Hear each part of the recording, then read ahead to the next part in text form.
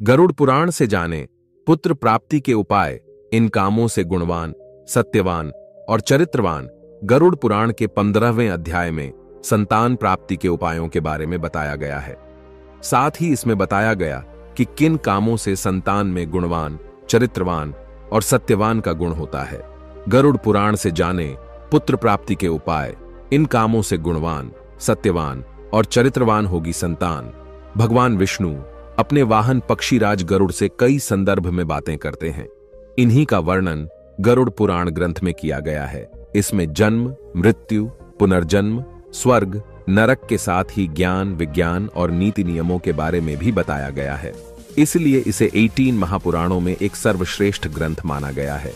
उत्तम संतान के प्राप्ति की इच्छा हर दंपति को होती है, क्योंकि संतान अगर उत्तम हो तो इससे समाज में मान सम्मान की वृद्धि होती है। गरुड़ पुराण के 15वें अध्याय में पक्षीराज गरुड़ ने भगवान विष्णु से इसी विषय में प्रश्न करते हैं। गरुड़ के इस सवाल का जवाब देते हुए भगवान बोले, यह प्रश्न बहुत उत्तम है और हर व्यक्ति को इसका ज्ञान जरूर होना चाहिए। इन कामों से होती है उत्तम संतान की प्राप्ति। गरुड़ पुराण के अनुसार संतान प्राप्ति की कामना के दिन स्त्री और पुरुष दोनों का चित्त प्रसन्न और मन शुद्ध होना चाहिए, क्योंकि स्त्री और पुरुष का चित्त जैसा रहेगा वैसा ही चित्त संतान में भी होगा। गरुड़ पुराण में भगवान विष्णु कहते हैं कि उत्तम संतान की प्राप्ति के लिए महिला के माहवारी के दिनों में उसके संपर्क में नहीं रहना है। मान्यता है कि देवताओं द्वारा स्त्री को माहवारी का श्राप दिया गया था, इसलिए इस दौरान स्त्री की आभा को अशुद्ध माना जाता है। माहवारी के 5वें दिन महिला को स्नान कर शुद्ध होना जरूरी होता है। इसके बाद ही पुरुष महिला के साथ एक कमरे में निवास कर सकते हैं। हालांकि संतान प्राप्ति के लिए भी यह समय अनुकूल नहीं होता है। माहवारी के 7 दिन पश्चात महिला देवताओं और पितरों की पूजा करने योग्य मानी जाती है। इसलिए उत्तम चरित्र या चरित्रवान संतान के लिए 7वें दिन के बाद ही गर्भाधान के लिए प्रयास करें। उत्तम संतान प्राप्ति के लिए स्त्री और पुरुष को पहले स्नान कर अपने शरीर को स्वच्छ कर लेना चाहिए और साफ कपड़े पहनने चाहिए। साथ ही बिस्तर भी साफ सुथरा होना चाहिए। गरुड़ पुराण के अनुसार पुत्र प्राप्ति के उपाय मान्यता है कि सम दिनों में गर्भाधान से पुत्र और विषम दिनों में गर्भाधान से पुत्री की प्राप्ति होती है। गरुड़ पुराण के अनुसार पुत्र रत्न की प्राप्ति के लिए महिला के मासिक धर्म समाप्त होने के 8वें, 10वें, 12वें, 14वें और 16वें दिन यानी सम दिनों के मिलन से पुत्र प्राप्ति की संभावना अधिक होती है। वहीं पुत्री प्राप्ति के लिए मासिक धर्म के विषम दिन जैसे 9वां, 11वां, 13वां, 15वां और 77वां दिन बताए गए हैं। लेकिन मासिक धर्म के 18वें दिन बाद के मिलन से संतान प्राप्ति की संभावना बहुत कम होती है। पति पत्नी का रिश्ता बहुत अहम होता है। इस रिश्ते की नींव आपसी भरोसे और प्रेम पर टिकी होती है। आचार्य चाणक्य ने राजनीति, अर्थशास्त्र, राजनीति जैसे मुद्दों के अलावा पारिवारिक जीवन, वैवाहिक जीवन आदि को लेकर भी महत्वपूर्ण सूत्र बताए हैं। आज हम चाणक्य नीति में बताई गई पति पत्नी से जुड़ी कुछ ऐसी ही बातें जानते हैं। चाणक्य नीति के अनुसार पत्नी को कुछ मामलों में कभी भी शर्म नहीं करनी चाहिए, वरना यह उसके दाम्पत्य जीवन को नुकसान पहुंचा सकती है। महिला कर रही हो ये काम तो पुरुष तुरंत झुका लें। नजरें सुखी दाम्पत्य के लिए पति पत्नी जरूर जान लें। ये बातें आचार्य चाणक्य कहते हैं कि पति की जिम्मेदारी है कि वह अपनी पत्नी की हर जरूरत का और उसकी सुरक्षा का पूरा ध्यान दे, पत्नी के दर्द और भावनाओं को समझे। वहीं पत्नी के लिए जरूरी है कि वह हर अच्छे बुरे वक्त में पति का साथ दे। यदि पति पत्नी अपने इन कर्तव्यों का निर्वहन नहीं करेंगे तो दाम्पत्य जीवन खुशहाल नहीं रहेगा। साथ ही इनमें से कोई भी एक साथी अपने इस कर्तव्य का पालन न करे तो दूसरा साथी उससे इसकी मांग कर सकता है। इसका उसे पूरा अधिकार होता है। पत्नी का कर्तव्य है कि पति निराश है या परेशान है और वह पत्नी से प्रेम की सहारे की उम्मीद करे तो पत्नी को बेहिचक उसकी मांग पूरी करनी चाहिए। पत्नी को अपने पति पर बेहिचक प्यार लुटाना चाहिए। इस मामले में उसे कभी भी शर्म नहीं करना चाहिए, वरना पति बाहर प्रेम तलाशने लगेगा। ऐसा होना उनकी जमी जमाई गृहस्थी को बर्बाद कर सकता है। महिला कर रही हो ये काम तो पुरुष तुरंत झुका लें। नजरें वहीं पत्नी को यदि किसी चीज की जरूरत है तो उसे पति इसकी मांग जरूर करनी चाहिए। अपनी बुनियादी जरूरतों को पूरा करने के लिए पत्नी को पति से मांग करने में शर्म नहीं करनी चाहिए। प्रेम की चाहत को करें। पूरा पति और पत्नी के बीच प्रेम का बरकरार होना बहुत जरूरी है। कई बार ध्यान न देने पर रिश्तों में दरार आ जाती है। इस स्थिति में पत्नी को अपने पति पर ध्यान देने की जरूरत होती है। चाणक्य ने अपनी नीतियों में बताया है कि पति की सभी चीजों का ध्यान रखना पत्नी का कर्तव्य होता है। पति जब कभी भी उदास हो तो उसे तुरंत मनाना चाहिए। ऐसा नहीं करने पर रिश्ता खराब हो सकता है। इसलिए पति की उदासी का कारण पता करें और उसे हर हाल में दूर करने की कोशिश करें, वरना मन मन में ही काफी बातें रह जाती हैं और जो एक बड़े झगड़े का कारण बन जाती है। दान के बारे में न बताएं। वैसे तो दान करने का असली लाभ इसे गुप्त रखने पर ही मिलता है, लेकिन कई बार पति दान की बात पत्नी को बता देते हैं, जिससे ना सिर्फ दान का महत्व खत्म हो जाता है, बल्कि झगड़े के दौरान पत्नियां दान में हुए खर्च की भी दुहाई देने लगती है। वीकनेस शेयर ना करें। चाणक्य नीति के अनुसार पतियों को भूलकर भी पत्नियों से अपनी कमजोरी साझा नहीं करनी चाहिए। ऐसा करने पर पत्नियां अक्सर अपनी बात मनवाने के लिए पतियों की कमजोरी का इस्तेमाल कर सकती हैं। I3-4 वीकनेस शेयर ना करें। चाणक्य नीति के अनुसार पतियों को भूलकर भी पत्नियों से अपनी कमजोरी साझा नहीं करनी चाहिए। ऐसा करने पर पत्नियां अक्सर अपनी बात मनवाने के लिए पतियों की कमजोरी का इस्तेमाल कर सकती हैं। पूरी इनकम बताने से बचें। कुछ पति अक्सर पत्नियों पर भरोसा करके उन्हें अपनी कमाई की सारी जानकारी दे देते हैं।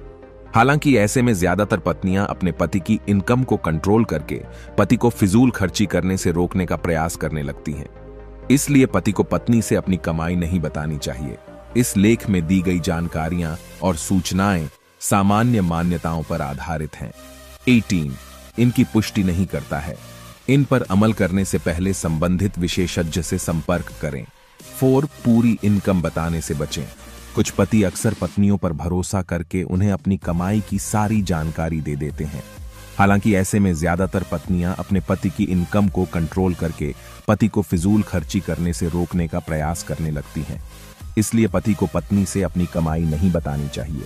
इस लेख में दी गई जानकारियां और सूचनाएं सामान्य मान्यताओं पर आधारित हैं। इनकी पुष्टि नहीं करता है। इन पर अमल करने से पहले संबंधित विशेषज्ञ से संपर्क करें, जिसे हम सब चाणक्य नीति के नाम से जानते हैं।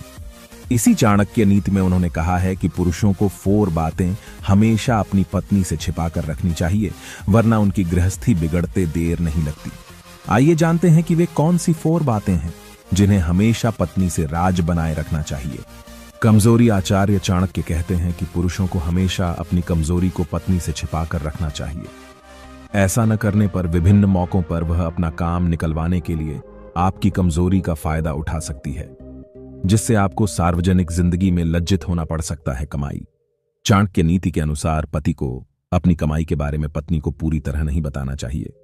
इसकी वजह यह है कि पति की सही आमदनी के बारे में जानकर वह उस पर अपना समझ लेती हैं और उसे खर्च करने से रोकने लगती है, जिससे पति को एक एक पैसे के लिए भी तरसना पड़ जाता है। दान। आचार्य चाणक्य के मुताबिक दान हमेशा गुप्त रूप से करना चाहिए। यहां तक कि अपनी पत्नी को भी नहीं बताना चाहिए कि आपने कहां पर कितना दान दिया है। अगर आप ऐसा नहीं करते हैं। युधिष्ठिर ने मारकाट से बचने के लिए धृतराष्ट्र की मानी। पांडु पुत्र होने के साथ योग्यता के बल पर युधिष्ठिर हस्तिनापुर के उत्तराधिकारी थे, लेकिन मारकाट से बचने के लिए उन्होंने राज्य को 2 भाग में बांट खांडव प्रदेश इंद्रप्रस्थ स्वीकार किया।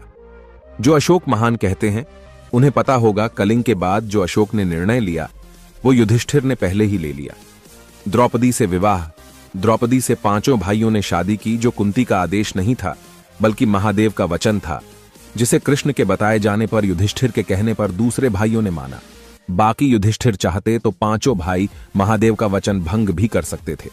वचन पर प्रकाश डालने के लिए दूसरे प्रश्न का सहारा ले।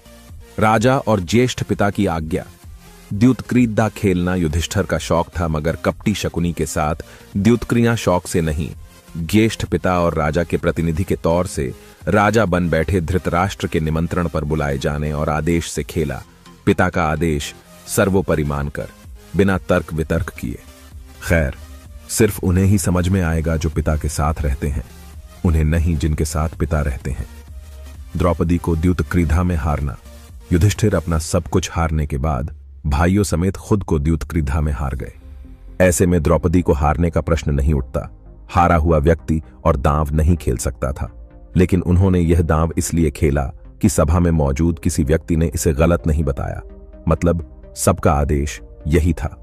वनवास स्वयं और भाइयों को जुए में हारने के बाद पश्चाताप के लिए वनवास जाना स्वीकार किया, अन्यथा श्री कृष्ण का आह्वान कर युद्ध भी किया जा सकता था। दुर्योधन को छुड़ाना। पांडवों के वनवास के समय एक बार दुर्योधन को गंधर्वों ने बंदी बना लिया। युधिष्ठिर के कहने पर पांडवों ने पराक्रम दिखाकर दुर्योधन को गंधर्वों की कैद से छुड़ा लिया। युधिष्ठिर अगर चाहते तो दुर्योधन को नहीं छुड़ाते, किंतु उन्हें उस क्षेत्र के युवराज की रक्षा करने का निर्णय लिया जिस राज्य में उन्हें आश्रय मिला हुआ था, और दूसरा दुर्योधन उनका भाई था। अगर दुर्योधन को नहीं छुड़ाया होता तो युद्ध की आवश्यकता ही नहीं थी। जयद्रथ को जीवन दान। जयद्रथ सिंधु प्रदेश का राजा और कौरवों की एकमात्र बहन दुशाला का पति था। एक बार जयद्रथ ने द्रौपदी का हरण कर लिया था। पांडवों ने पीछा कर उसके भाई को मार दिया और जयद्रथ को बंदी बनाकर युधिष्ठिर के समक्ष दंड हेतु पेश किया। युधिष्ठिर ने जयद्रथ को इस कृत्य के लिए धिक्कारते हुए कहा, दुष्ट जयद्रथ, हम चाहें तो अभी तेरा वध कर सकते हैं, किंतु बहन दुशाला के वैधव्य को ध्यान में रखकर हम ऐसा नहीं करेंगे। जयद्रथ के मन में भले कितना भी बैर रहा, किंतु युधिष्ठिर ने अपनी बहन के सुहाग को जीवन दान दे दिया। संधि प्रस्ताव। विराट युद्ध के उपरांत भी युधिष्ठिर संधि प्रस्ताव के लिए सहमत थे, जबकि वो जानते थे कृष्ण और अर्जुन के होते उनकी हार संभव नहीं है, किंतु इससे पृथ्वी पर मार काट से बचा जा सकता है। क्यों हुआ महाभारत? दुर्योधन कपटी स्वभाव के अतिरिक्त लंपट भी था। उसी के कारण गंधर्व कन्या के साथ छेड़छाड़ की। उसे सजा देना आवश्यक था, अन्यथा महिलाओं की इज्जत रखना संभव नहीं हो पाता। दुर्योधन पांडवों के वध के लिए राक्षसों की सहायता लेना चाहता था। उससे धरती पर पुनः राक्षसों का कब्जा संभव था, क्योंकि उसकी सहायता के लिए अनेक दानव पृथ्वी पर आ चुके हैं। दुनिया के महान विद्वान कूटनीतिज्ञ, अर्थशास्त्री और मार्गदर्शक आचार्य चाणक्य ने भी पति पत्नी के रिश्ते को लेकर बहुत अहम बातें कही हैं। पति रखे पत्नी का ख्याल आचार्य चाणक्य कहते हैं कि पति की जिम्मेदारी है कि वह अपनी पत्नी की हर जरूरत का और उसकी सुरक्षा का पूरा ध्यान दे, उसके दर्द को समझे। पत्नी के लिए कहा गया है कि वह हर अच्छे बुरे वक्त में पति का साथ दे।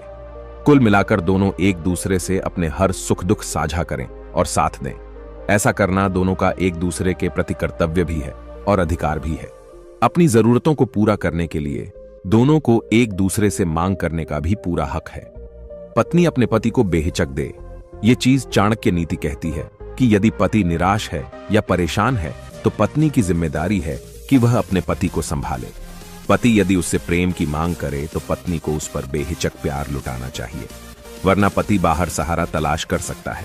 पत्नी को चाहिए कि वह अपने पति को हर खुशी दे। पत्नी का यह अधिकार भी है और कर्तव्य भी है कि वह अपने पति को हमेशा प्यार दे। इस मामले में उसे निराश न करे, न इनकार करे। इससे उनका दाम्पत्य जीवन हमेशा खुशियों से भरा रहता है और हमेशा उनके बीच प्यार बढ़ाता है। दुनिया के लगभग सभी पति अपनी पत्नियों से कुछ ना कुछ छुपाते हैं। ज्यादातर लोग पतियों की इस आदत को खराब मानते हैं, लेकिन क्या आप जानते हैं कि चाणक्य नीति पुरुषों की इस आदत का समर्थन करती है? दरअसल चाणक्य नीति के अनुसार वैवाहिक जीवन को सुखी रखने के लिए पतियों को कुछ बातें पत्नियों से भूलकर भी शेयर नहीं करनी चाहिए। बेशक वैवाहिक रिश्ते की डोर सच्चाई और विश्वास पर टिकी होती है। इसी वजह से बहुत लोग अपने पार्टनर से वो सारे सीक्रेट्स शेयर करते हैं जो अमूमन किसी को पता नहीं होता है। लेकिन चाणक्य नीति की माने तो पतियों को जीवन की कुछ अहम बातें अपने पार्टनर के साथ साझा करने से बचना चाहिए। तो आइए जानते हैं कौन सी हैं वो बातें अपमान का जिक्र ना करें। चाणक्य नीति के मुताबिक अपने साथ हुए अपमान की बातों को कभी पत्नी से साझा नहीं करना चाहिए। अगर पति कभी पत्नी से बीते वक्त में हुए किसी अपमान की बात बताता है तो पत्नी अक्सर गुस्से में पति को इस बात का ताना देने से नहीं चूकती है। अपमान का जिक्र ना करें। चाणक्य नीति के मुताबिक अपने साथ हुए अपमान की बातों को कभी पत्नी से साझा नहीं करना चाहिए। अगर पति कभी पत्नी से बीते वक्त में हुए किसी अपमान की बात बताता है तो पत्नी अक्सर गुस्से में पति को इस बात का ताना देने से नहीं चूकती है। दान के बारे में न बताएं। वैसे तो दान करने का असली लाभ इसे गुप्त रखने पर ही मिलता है, लेकिन कई बार पति दान की बात पत्नी को बता देते हैं, जिससे न सिर्फ दान का महत्व खत्म हो जाता है बल्कि झगड़े के दौरान पत्नियां दान में हुए खर्च की भी दुहाई देने लगती हैं। दुनिया के महान विद्वान कूटनीतिज्ञ, अर्थशास्त्री और मार्गदर्शक आचार्य चाणक्य ने भी पति पत्नी के रिश्ते को लेकर बहुत अहम बातें कही हैं। पति रखे पत्नी का ख्याल आचार्य चाणक्य कहते हैं कि पति की जिम्मेदारी है कि वह अपनी पत्नी की हर जरूरत का और उसकी सुरक्षा का पूरा ध्यान दे, उसके दर्द को समझे। पत्नी के लिए कहा गया है कि वह हर अच्छे बुरे वक्त में पति का साथ दे। कुल मिलाकर दोनों एक दूसरे से अपने हर सुख दुख साझा करें और साथ दें। ऐसा करना दोनों का एक दूसरे के प्रति कर्तव्य भी है और अधिकार भी है।